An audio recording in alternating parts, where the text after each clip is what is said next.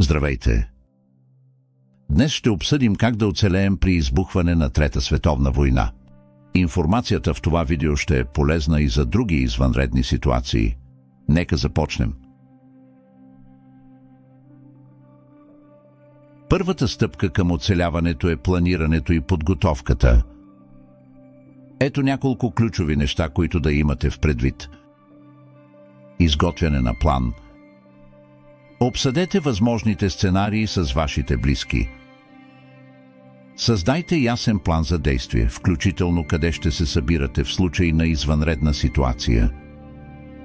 Определете няколко различни маршрута за евакуация, както и резервни места за събиране, ако първоначалният план не може да бъде осъществен. Подгответе комплект с копия на важни документи, включително лични карти, паспорти, здравни картони и застрахователни полици. Снабдяване с провизии. Закупете и съхранявайте храна и вода за поне 2 седмици.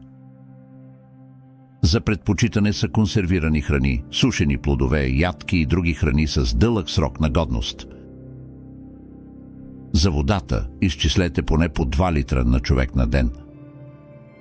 Осигурете си пречистватели на вода или пречистващи таблетки в случай, че достъпът до чиста вода стане ограничен.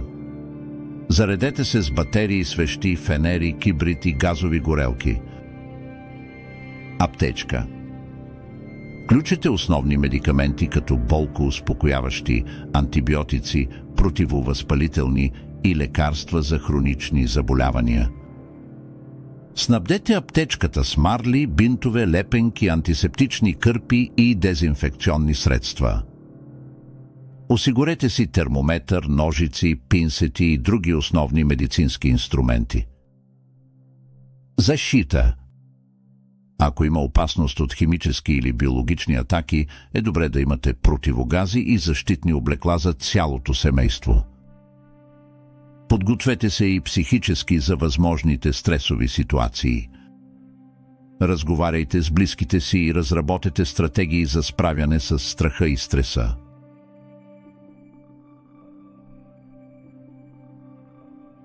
Втората стъпка е да знаете как да останете в безопасност по време на самия конфликт. Ето няколко съвета. Намиране на укритие. Потърсете стабилни укрития като подземни мазета или бункери. Те предлагат по-добра защита от бомбардировки и радиация. Ако нямате достъп до специално изграден бункер, можете да използвате мазета, подземни гаражи или дори да изградите укритие от дебели мебели и матраци. Избягвайте опасни зони. Стойте далеч от военни бази, правителствени сгради и други стратегически обекти, които могат да бъдат мишени на атаки. Опитайте се да избягвате гъстонаселени райони, тъй като те често са обект на нападения по време на конфликти. Информация. Поддържайте връзка с местните и национални новини за актуална информация. Използвайте радиостанции с батерии или ръчни радиостанции в случай на прекъсване на електрозахранването. Слушайте инструкциите на местните власти и следвайте техните указания за евакуация и безопасност. Самоотбрана. Ако е възможно, преминете обучение по самоотбрана и първа помощ. Притежаването на оръжие е личен избор и носи със себе си сериозна отговорност. Ако решите да имате оръжие, уверете се, че сте добре обучени в използването му и го съхранявайте безопасно.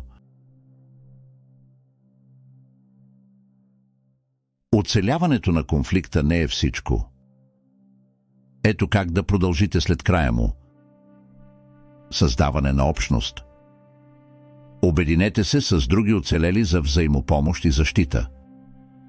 Заедно ще имате по-голям шанс да се справите с предизвикателствата. Организирайте общността и разпределяйки задачите и отговорностите по справедлив начин. Оцеляване в природата. Научете се да разпознавате ядливи растения и да ловите дивеч. В поствоенна обстановка знанията за лов и риболов могат да бъдат изключително полезни. Намерете и пречистете вода от естествени източници като реки и езера. Използвайте пречистватели или кипнете водата преди консумация.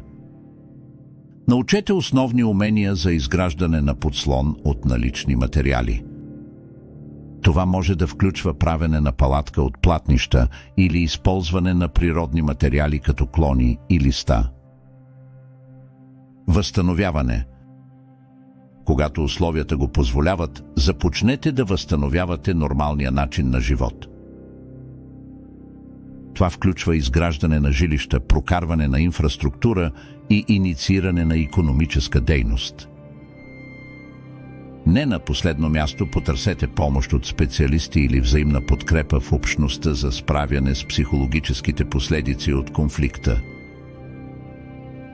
Оцеляването при Трета световна война е предизвикателство, но с правилната подготовка и знания, шансовете ви значително се увеличават. Надявам се, че тези съвети са ви били полезни. Ако имате въпроси или други съвети, споделете ги в коментарите по-долу. Не забравяйте да се абонирате за канала и да натиснете камбанката, за да не изпуснете нови видеа. До скоро!